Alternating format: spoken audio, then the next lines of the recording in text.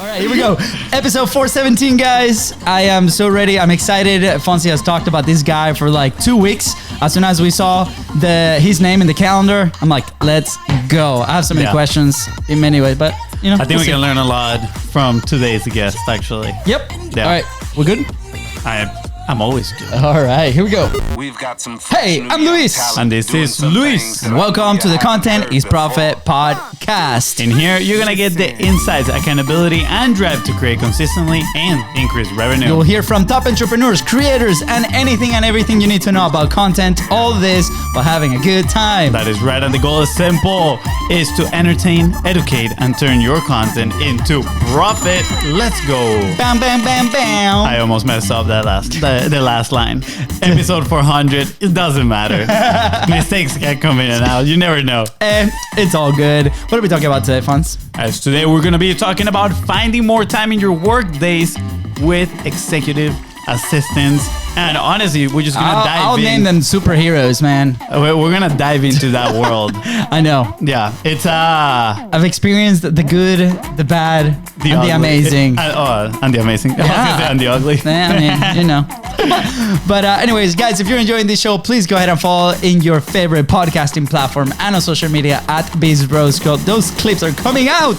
That is right. They're looking so good. Yeah, Gucci, they're looking Gucci. pretty good. And if today's guests help you move one step closer towards your goal, please don't forget to share this episode and leave a 5-star review. So today we're bringing you a special guest all the way from New York that's going to help us do the impossible. Find more time in your day to do better work. Ooh, he co-founded Pro Assisting after spending years as an executive assistant for pretty big entrepreneurs. He's also a published author, leads a team of 80 assistants, and is a family man. I think I'm going to go for those secrets on how to manage that many people, you know? Guys, please welcome the one and only Ethan Bull. What's up, Ethan? Hey guys, thanks a lot for having me. Dude, we're so excited. I met you a few weeks ago. We connected thanks to Essay. You know, he's a Hall of Famer at this point. He's introduced us to I know. So many cool entrepreneurs. He needs like the trophy of like podcast referral champ. Yeah, for 2022 and 2023. Yeah, and you know, Ethan, like it was such a great first impression, honestly. And you sharing your story with me, what you've done in the past and what you're doing right now is mind blowing. So, you know, quick here, like 30-second breakdown of who's Ethan Bull. Go. You know, 30 seconds. I usually like to talk longer than that. I'm a career executive assistant. You know, I got started in the entertainment industry, which is a common path. You know, and then shifted over into advertising in New York City. I was there about 20 years. My wife is also a co-founder of Pro Assisting along with me, and she's a career executive assistant in high finance and fashion. And, you know, we moved outside of the city when our second son was born, noticed that there was an opportunity in the space and for what we do. And we decided to, you know, position Pro Assisting in that gap, if you will. Yeah. And we've been doing it. We're in our 6th year. So it's crazy that we're this far along. Yeah, that's awesome. So, you know, when you talk about executive assistants, the first thing that comes to my mind is like these movies, is like big entrepreneurs walking and saying things and like somebody right next to them, like quickly taking notes, you know, like that's, I feel like the first image that comes to mind when somebody says executive assistants. I have a completely different image. I mean, okay. Can I share mine? Yeah, share yours. Let's see the contrast. I'm curious. Mine is like this superpower person that has like 7 different skills, all like to the 9, and then you say something and they make it happen. Yeah, but exactly.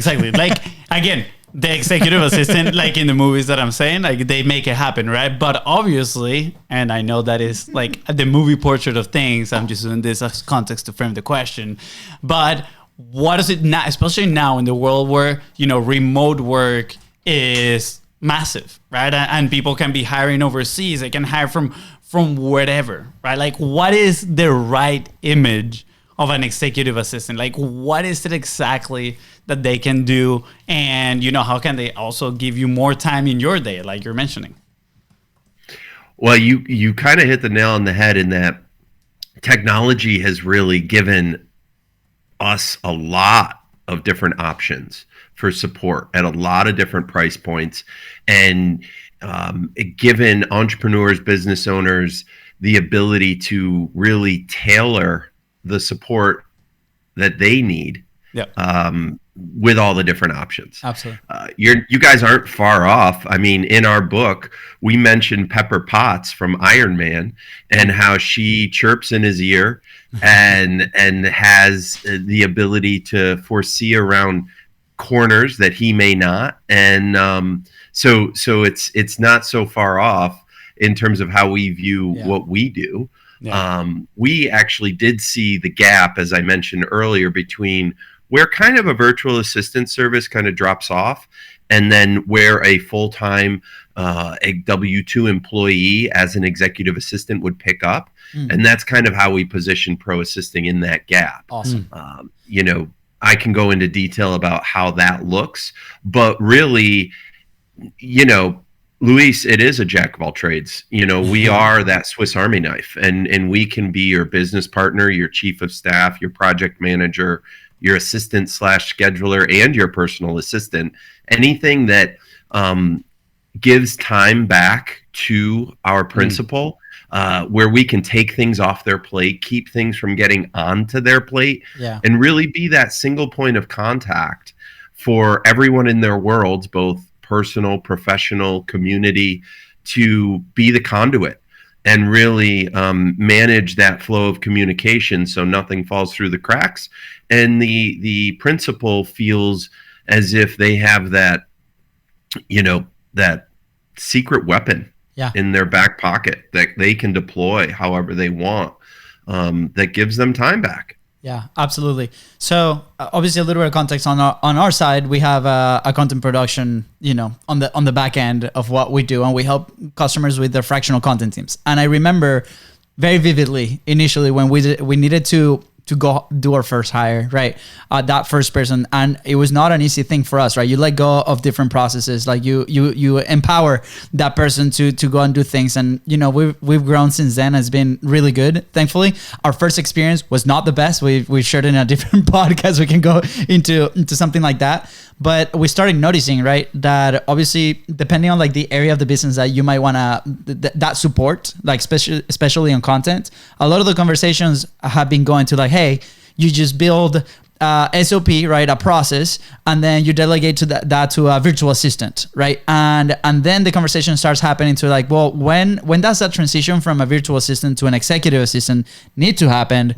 Is that the same thing? So a lot of the people that were coming into this, right, are having probably these questions, right? What's the difference between a regular virtual assistant versus an executive assistant? I personally have experienced it. We do not have an executive assistant at the moment, but with some of the companies and some of the visionaries that we work with on the back end, we interact a lot with those executive assistants, and it's incredible to see them work, right? Like it's that you have that visionary, have those ideas, they collect this information, they make sense of it, right? They support, they help in many, many aspects, right? So it takes probably a certain person to actually go execute at a very high level at this point. So, but according to you, like I would love for you to define like that difference between that virtual assistant and executive assistant, because in my eyes, I see it, but there might be somebody that is the first steps, right? And they might need that help that they don't know they can actually get, right? And they might be searching in the wrong spot. Yeah. Wow, you brought up a lot there. So, well, you did say that you wanted a challenge and throw you for a spin. So I maybe that's a quarter of a spin. Maybe. I am ready. I am fully ready here. Well, what we find is that with virtual assistant companies, whether it's overseas or in the United States, they tend to partner their clients with, or they tend to partner their assistants, their virtual assistants, with a larger number of clients, talking 8, 10, 12 clients a month. And a lot of the things that they do for their clients is more task-based. Yeah. And checking off that task list. Whereas we limit the number of clients that our assistants have to a maximum of 3. So that worked really well for us when we were leading teams of assistants in our former roles in companies, that 3-to-1 executive to assistant ratio. And what that allows for is a feeling of full service support, because they are focused and in and out of your business many times a day, Monday through Friday, 9 to 5. And after hours in atypical situations, or if the principal's traveling. So that provides the principal / client the feeling that, hey, I can pick up the phone at a random 2:38 on a Wednesday and call my assistant. And in our situation, 9 times out of 10, the assistant's just going to pick up the phone. Yeah. Or if not, they're going to call you back in 10 minutes. There is a slight juggling or feathering of the work between the 3 clients, but it works really, really well. Yeah. And it costs a lot less than hiring a full-time assistant, and the burdens that go along with that, from benefits and employee packages, etc. So we really found a happy medium between the two. And it's not to say, like, some of our assistants interact with virtual assistants on their clients' teams. So it's just another tool in the toolbox. Absolutely. But our price point is higher than a virtual assistant would normally be, because you've got to reserve that space in their schedule. And Absolutely. the real benefit, and this is the nub, is that an executive assistant gets to know you and your family and your company more and more and more over time. Yeah. And that legacy knowledge, there's a huge value in that. And, you'll have a shorthand with your assistant. They'll be able to handle things without you even knowing about it, based on prior experience.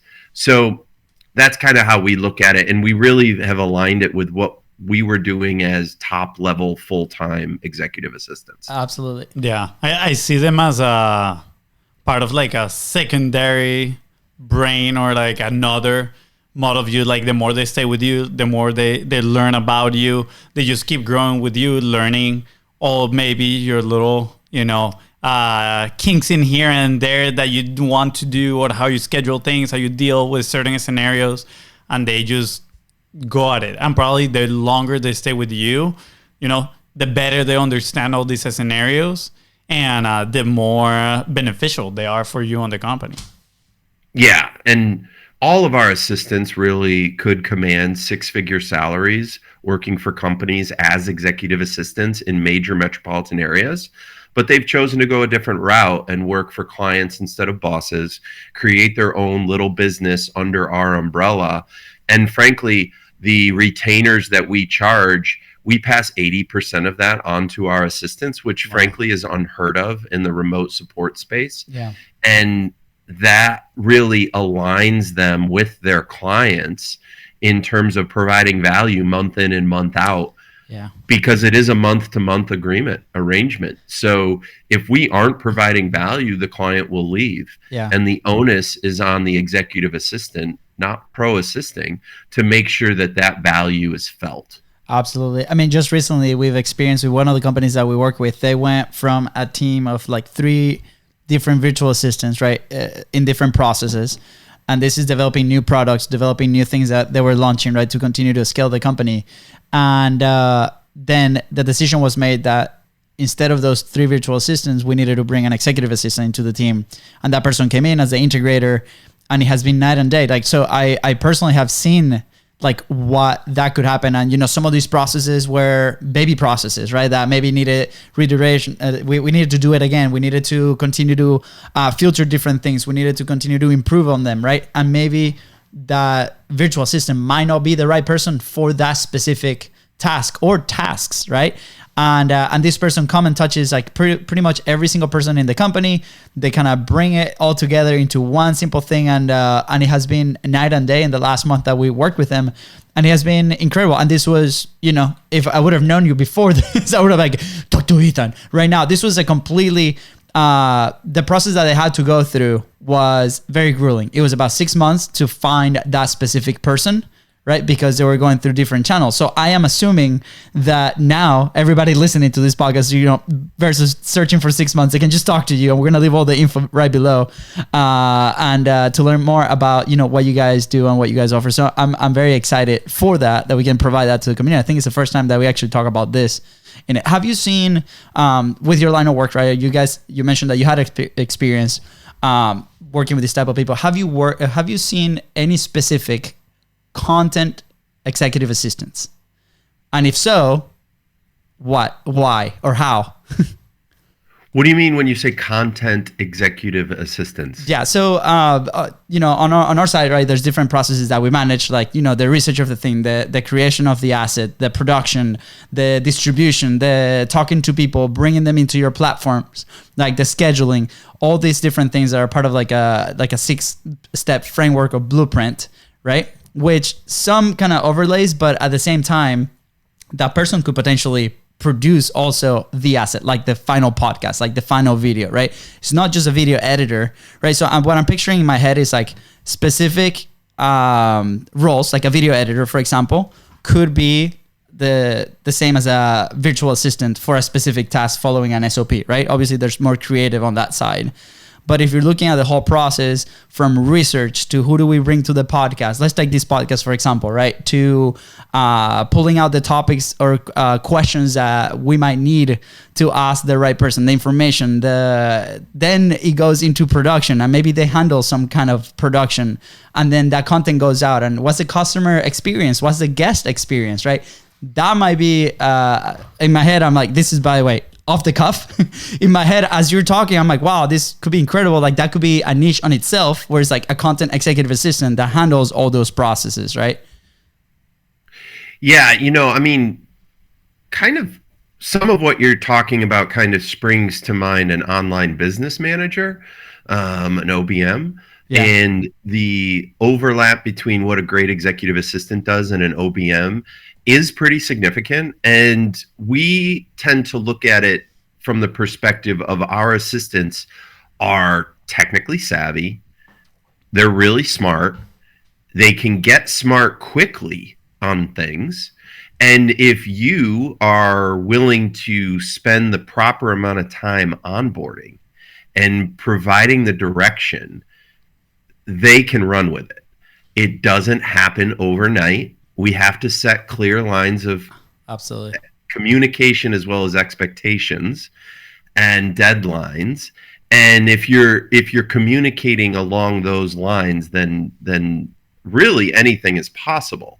So straddling the world between content creation and executive assistant work, we do have some assistants who do that, but it's a matter of also identifying their strengths in that process. So you're getting into a bit of a gray area where, the opportunities are endless, but I also don't want to sit here and promise the sun, the moon, and the stars and only be able to give you the moon, Yeah. I was just curious to see if you've seen something like that, right? Because on our side, we have 4 different people in that process. That is not to replace them whatsoever. They're amazing. They've been with us for like 3 years now. But it's like when we're teaching this framework, I think that could be an interesting opportunity, right? If somebody's technology savvy, content side, and I was just speedballing.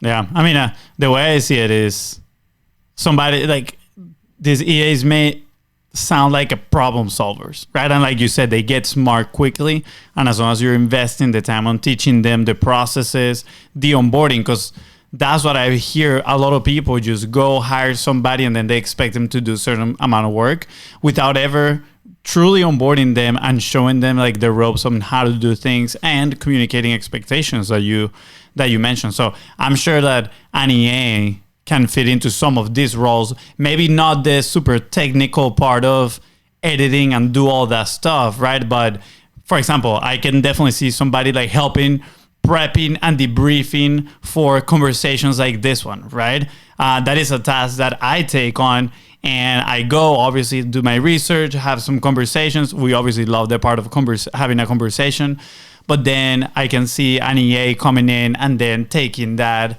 to the next level where they're doing research, they're prepping us, hey, this is what this person has done, X, Y, and Z, here's a timeline, or on their journey, these are some cool questions. By the way, I also listened to like 20 episodes where this person has been, so I saved you 20 hours, and these are questions that I didn't hear in any of those podcasts. Like, I'm like, wow, that is great. Like, that will be pretty cool, right? So definitely like a superpower itself, you're like acquiring somebody with all this, I think so much flexibility that is pretty. I'll say partnering. Yeah, partnering with somebody, right? Good catch, right? And I'm seeing here your website, and you mentioned your wife is your co-founder, and I'm seeing that she actually was an executive assistant for J. Crew's CEO and two multi-billion-dollar hedge funds, and that just blows my mind. Like the amount of skills that she probably learned throughout her journey, and as well, you as well have been, again, at EA for multiple big entrepreneurs. And I'm so curious on your personal experience. What are some of those, maybe some of the most challenging tasks that you have had to learn throughout this career? Because I'm sure you learn a lot, because now you manage 80 people, and that's not easy feat. Well, I managed 80 assistants in my previous W-2 role as Director of Admin Services. Currently for Pro Assisting, we're approaching 30 assistants. Wow. So it's still a lot of people. Yeah. There's no getting around it. But if you guys have seen the show Billions on Showtime, and Axelrod and his assistant, that kind of rings not the illegal stuff, but there's a lot of stuff that rings true in terms of how someone at that level performs and how they leverage their support. Yeah. When Stephanie was at J. Crew for a stint, Mickey Drexler had 8 assistants, and she was the chief of staff. And she realized she loves fashion, but she doesn't love working in fashion. In terms of the 2 different hedge fund CEOs that she worked for, one of the projects that she ran was the design, construction, decorating of a $50 million estate on the coast of Connecticut. Wow. And her principal, the boss, the CEO, brought her into the room in the kickoff meeting. So you have the architects, you've got the project managers, you've got the general contractor, you've got a representative from the town, all there. And he said to him, look, this is Stephanie. She's running this. If she says something, it's coming from me.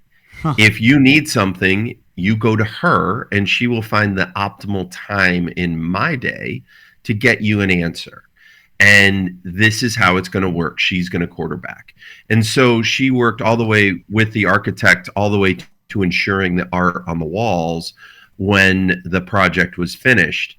And he actually recently just sold that piece of property, and the Wall Street Journal covered it, and the pictures of that are just phenomenal. Wow. And it's always a trip down memory lane when we see those pics. Yeah. But that was just a side project. And so whether you're dealing with personal or business or family or philanthropic work or work in the community, that we really view the EA position as kind of the conduit. Wow.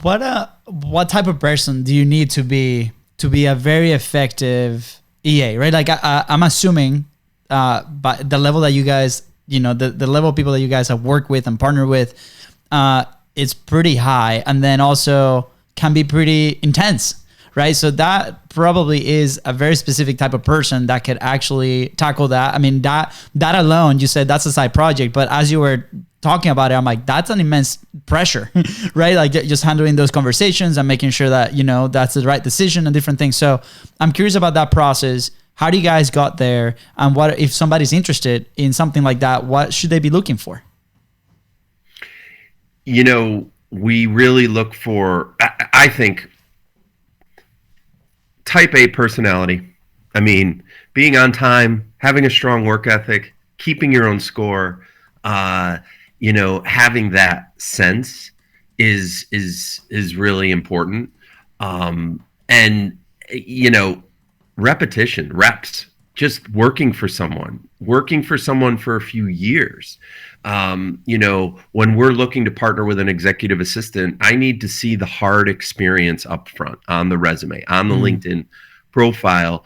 And that will give me an idea in terms of how long were they in these roles? Who were they supporting? Yeah. What size is the company? What industry are they in? All of that provides color to me in terms of the person I'm dealing with, because you're not going to last in a EA seat for 4+ years unless you're actually really moving the needle and a valued member of the team. Yeah. If there are, large gaps or short stints in roles, I want to know about that. Now, that's really important. But I think the interpersonal skills, the emotional intelligence, the poise, the confidence, all of that is even a little bit more important. Yeah. Because a great EA is not afraid to get smart on something really quickly and do their own research and better themselves and be able to comport themselves to what the principal needs. We really think a great EA is industry agnostic and principal agnostic, and that allows them to really have a trade that they can take anywhere and do anywhere now, thanks to where the internet has come. Yeah. And the start of that, you go all the way back to the introduction of the BlackBerry in 1999, 2000, 2001. And, I can get into that too, but the internet has come a long way. The difference between working on a Mac and a PC is kind of non-existent. Programs are cross-platform. Broadband internet is everywhere. So we're at a really, really interesting time. And now we've got AI coming down the pipe too. Yeah. Absolutely. So all of that. Yeah. Sorry, Fonzie. Luisa, hug the mic on this one. You got it. Normally, it's Fonzie that just takes the mic and disconnects mine, so he gets all the talking, but it's fine. I'm curious. Okay, now we know who the EA, right? The type of person, right? And obviously everybody that's interested, the links are right below to connect with Ethan. But I'm curious now. How do you know if you start needing that EA, right? At what point is there?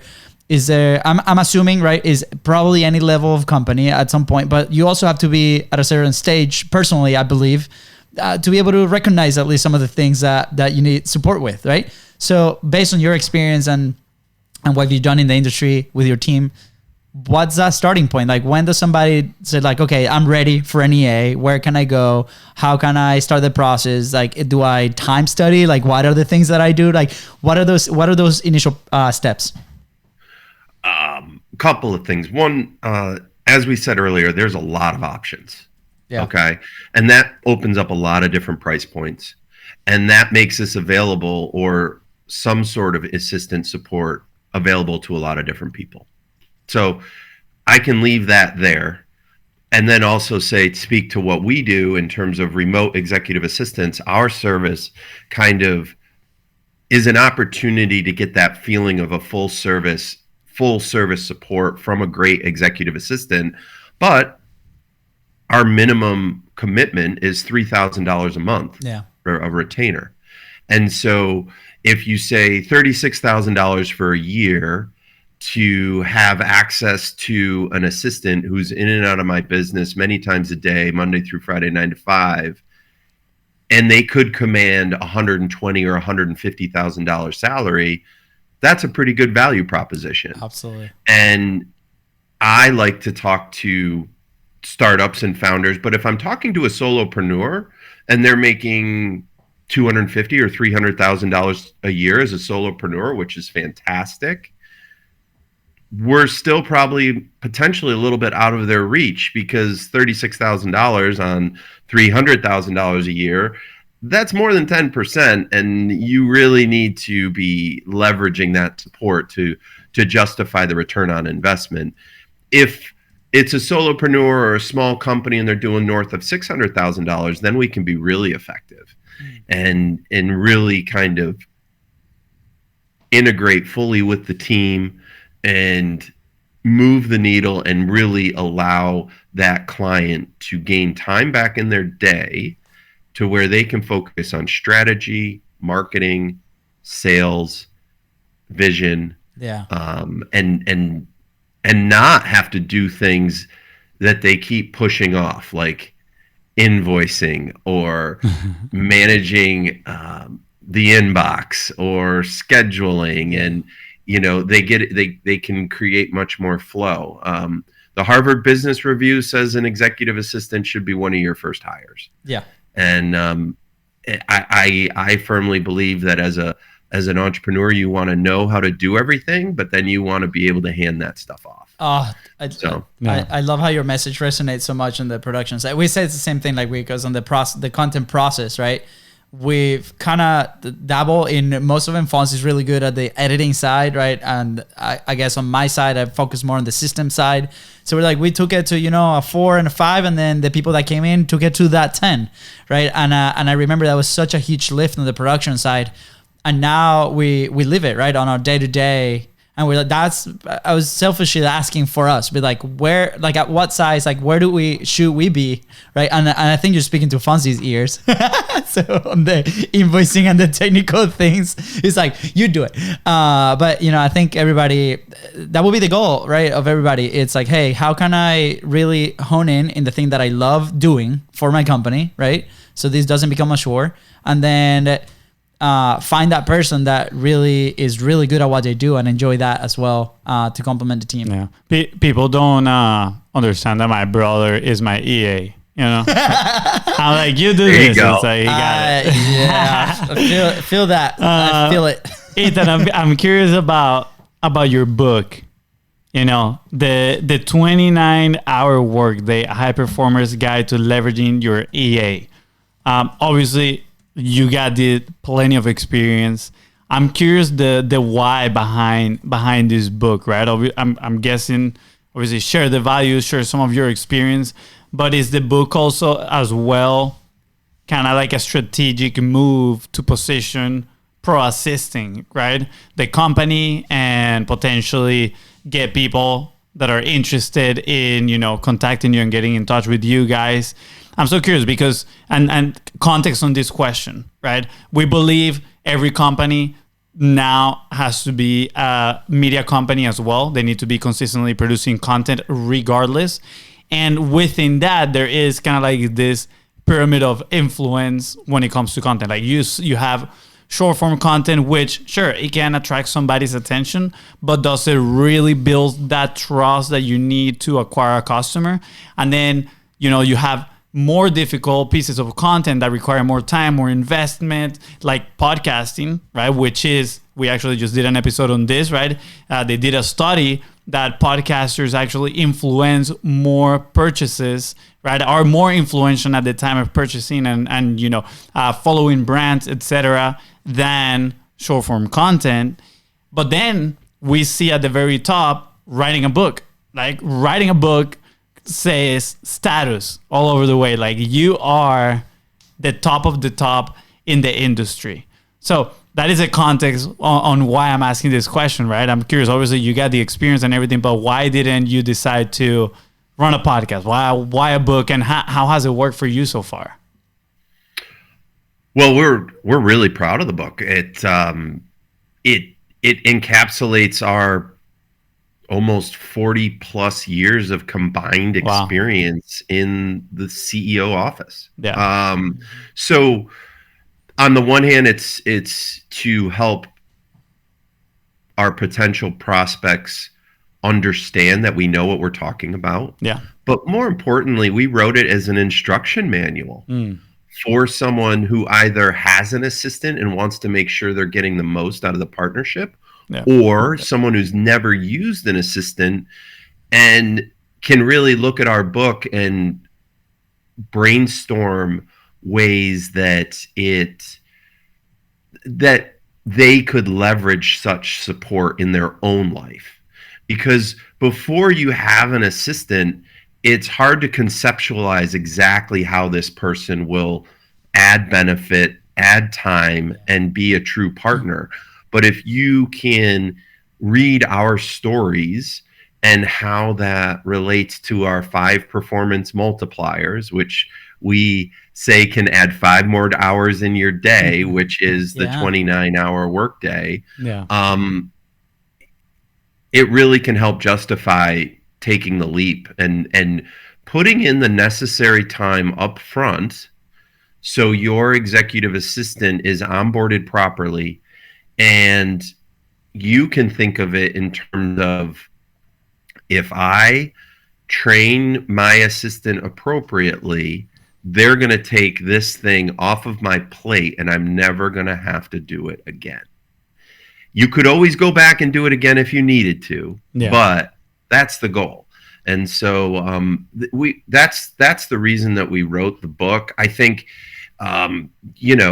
we're a boutique firm. I think that, as you said, books can kind of show a level of authority. It's like kind of showing your work when you take a test. And we were allowed to do that with this book. And that's awesome. We had some great partners who helped us bring it to fruition. I've written, I think, 12 screenplays. I also have a published graphic novel. So I know how hard that process is. And we didn't enter this lightly. And we tried, I think we succeeded to pack the book with as much valuable, actionable content as possible. I like how you said, it's like you're just giving it away all for free. All your 40 years, you put in the work so somebody doesn't have to gain those 40 years of experience through all that time, right? It's condensed in this one book that people can and they can take action themselves if they want to, right? And I think the lesson behind what you said is, at the end of the day, like, you're giving them a manual, right? And this is what I believe everybody's content should be as well, regardless of the medium of how you produce or whatever. It should be a manual empowering other people to teach them how to do what you do. Because at the end of the day, sure, there's going to be a percentage of people that are going to grab that and do it themselves. But a lot of people as well are going to be like, well, I want to shorten the learning curve, or I don't want to have to do it myself. I'm just going to go to the expert. And if you were that person providing the information and the resources, guess who they're going to come to when, they have that challenge? They're probably going to come in for you. So I think it was a great lesson. What you just shared about writing this book and the why behind it is very powerful. And I'll just, we didn't talk about this, but we do have a password protected page on our site where we could put that in the show notes. And if you go to that page and enter the password, you can get a downloadable PDF copy of the book, or you can listen to an audio version of the book, your choice. Wow. And we're willing to give that to your audience if you want to include that in the show notes. Absolutely. Yeah, we would love to. Yeah, thank you. Awesome. I really love how you were like, you know what, we're sharing, because we understand our client, and I'm going to go a little bit more tactical, right, on the marketing side, right? You understand who your client is. You mentioned it earlier, right? You understand who do you need to be talking to for the service, but you also understand that there might be people that might not fit that criteria, but we also want to help them, right? So the book is an incredible resource for them to do that, right? So there's a lot of people out there when we share like, hey, because we talk about this on publishing platforms and podcasts all the time, right? And people are like, I don't want to give my secret sauce. I don't want to give this thing, right? And that's driven by a lot of fear. And on our side, we're like, but why not? You're going to build this amazing trust. The last episode that we recorded solo, we talked about the trust, the influence, why people like really, really, really trust when they actually consume the long form content, right? If it's obviously valuable and providing those wins, right?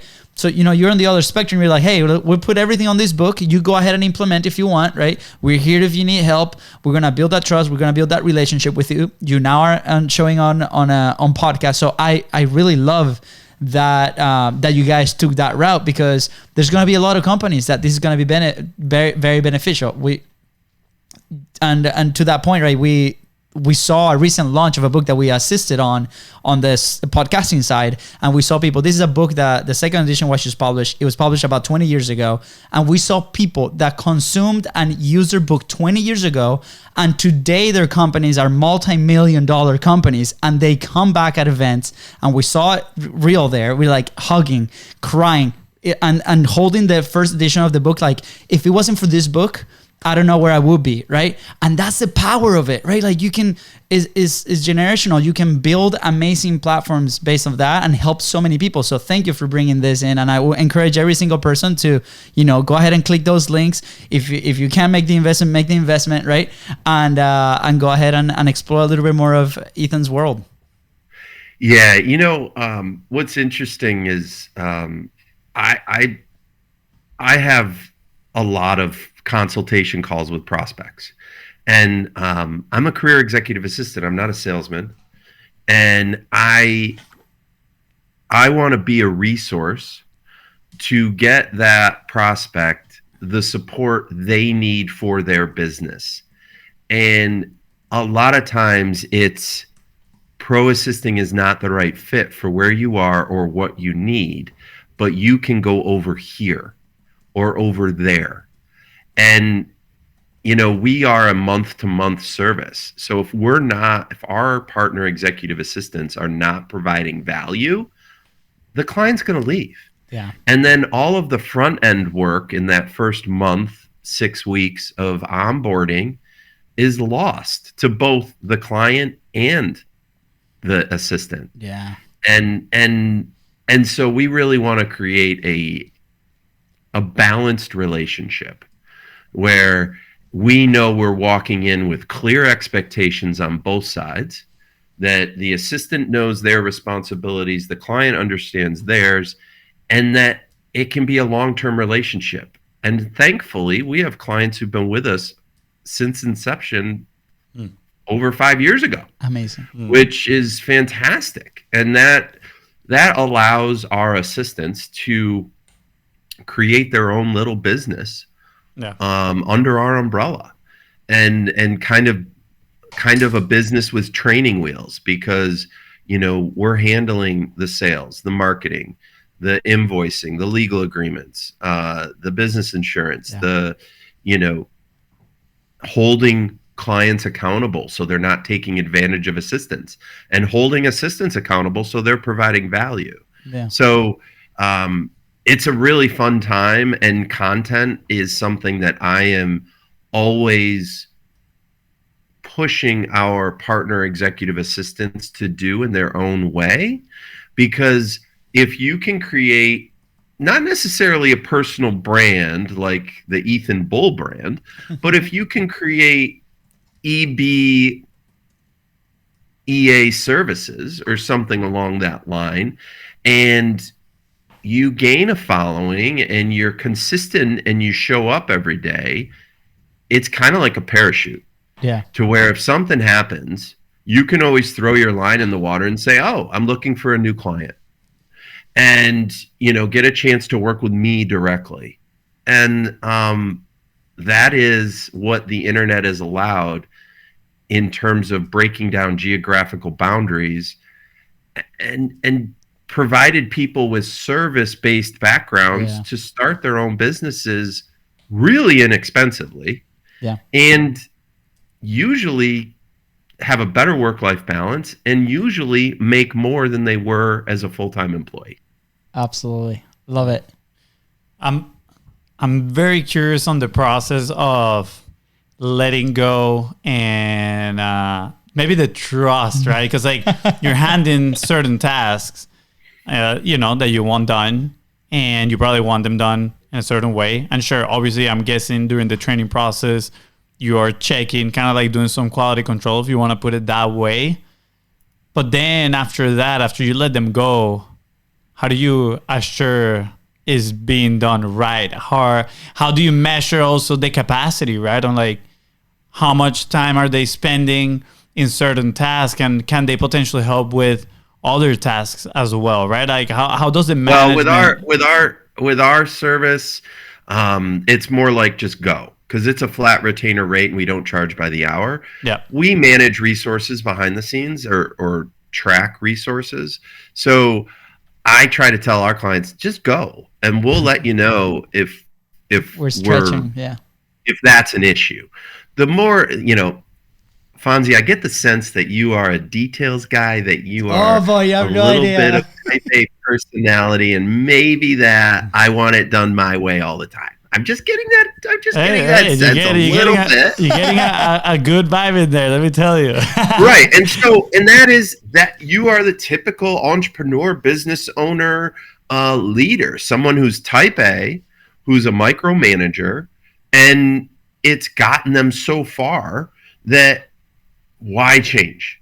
And what we find is that if an assistant can build that know, like, and trust relationship with someone like yourself, and they do that by, and I'm going to use a baseball analogy here, but just consistently hitting singles, getting on base with singles. And the more and more they do that, the trust builds and builds and builds. And, then you're going to throw them something and they're going to hit a double. And then they're going to call you up and say, do you realize we've got an issue 3 weeks out when you're triple booked and you're going to be here, there, and the other way? And then you're like, I didn't see that. I didn't know. And then you're going to, instead of being a micromanager, you're going to dip your toe into the water of delegation, and you're going to like how warm the water feels. And then you're going to jump in. And again, it's all based on that partnership. And something that Jeff Bezos has said that speaks to this is that there are two kinds of decisions.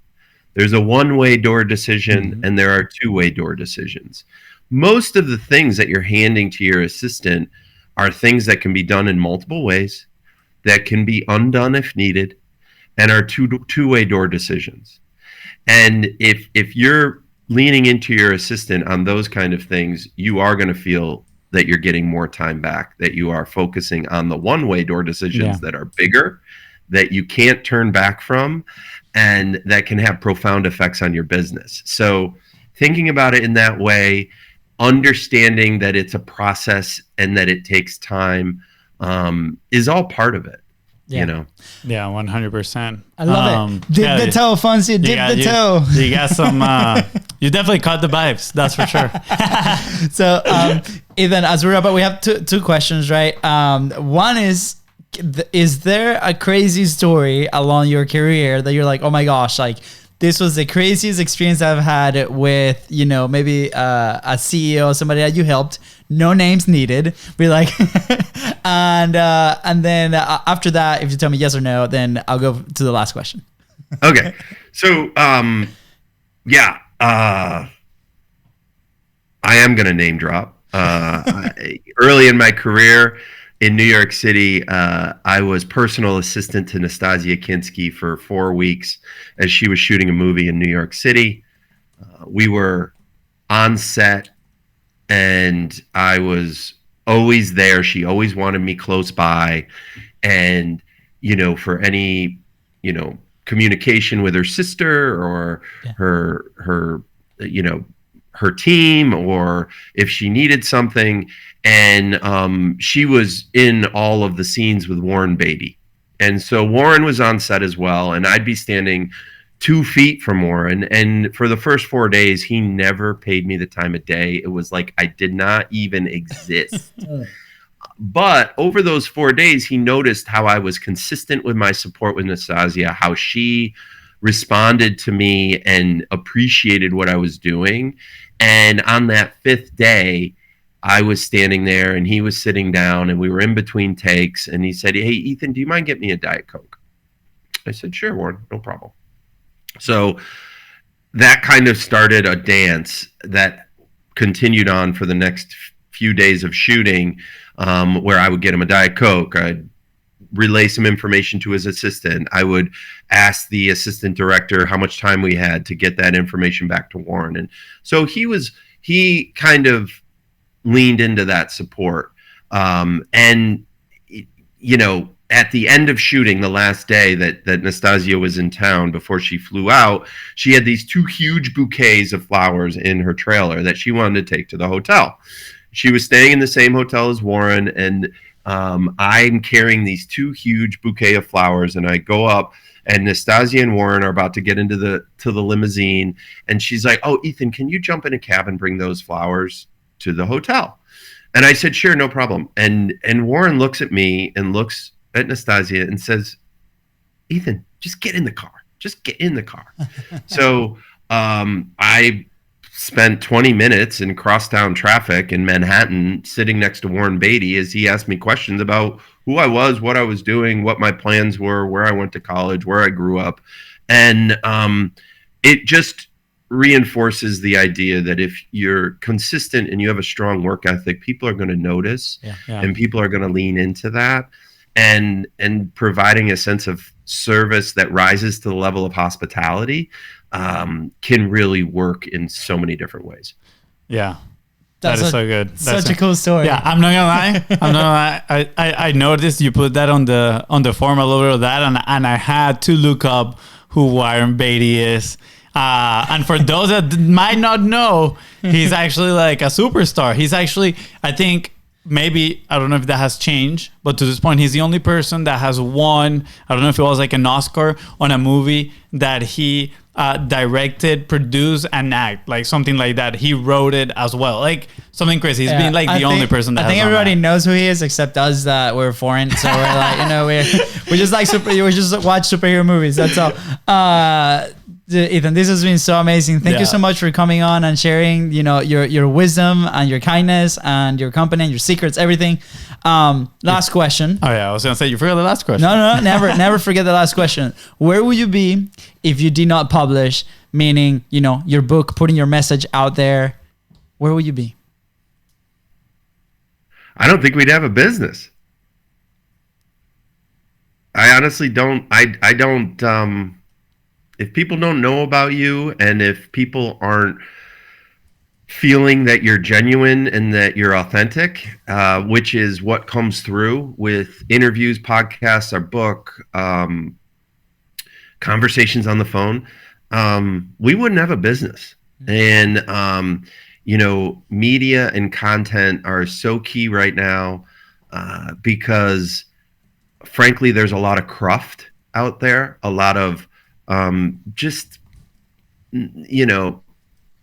people looking to make a quick buck instead of form long-term relationships. And if you're starting out in the content game or into starting your business game or turning your service into a business, patience is key, consistency is key, and content plays a role in all of that. So I don't think we'd have a business. Oh, powerful. And thank you. So if you're listening, you get to this point, go ahead and publish. Doesn't matter what vehicle initially, like if you haven't done it, find that vehicle that's going to allow you to be consistent long-term. For us was podcasting, for Ethan was a book and many other things, on the podcasting and what he's doing with this company. So, for FONZI as well. Yeah. You being consistent? Just maybe I need an EA to help me in there. I know. An EA to micromanage. No, I'm kidding. There you go. That is like you didn't learn anything, man. Come on, no. I think what I see, like I will picture this is gonna be on my vision board where Ethan, we're ready for you, man. Here we go. Let's make that happen. I fully trust you, which is what I assume it happens, right? And then that person comes into your life. And then you were like, these are the things that we need to get accomplished. There's like a little process here and there of learning. But at the end of the day, it's based on that trust that they're going to perform probably, better than you, right? On that thing, because they've had that experience. So that's the level of trust, that, I put in Ethan and his company. So I'm excited, man, to see next steps on that side whenever we're ready. And I hope everybody listening, go to the links right below, learn a little bit more. And if you need that assistance and that help, go ahead and book that call with Ethan. Is there anything else you want to add? No, I just thank you for the time. I really love what you guys are doing, and I will get you the link of that free download, and people could listen or download our book, and maybe get some ideas on how they could incorporate some support into their world. So awesome. it was a great time. I really appreciate it, guys. I know for a fact that I'll be listening, soaking in the wisdom of delegating and trusting other people with the tasks. There's another story about Nastasia Kinski in the very introduction of that book too, that helped me solidify my relationship with her. So you can listen to that too. Awesome. Nice. Wait, sorry. I know we say we're about to head out. Last question. Were you always like that? Were you always a person that people felt comfortable, kind of like trusting you on handing out maybe certain things and processes, right? And trusted you with the results? Or did you gain that somewhere around your life?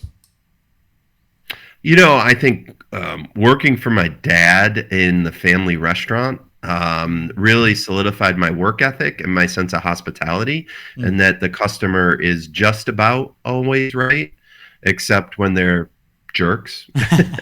But I think it was really built way back then. Awesome. Interesting.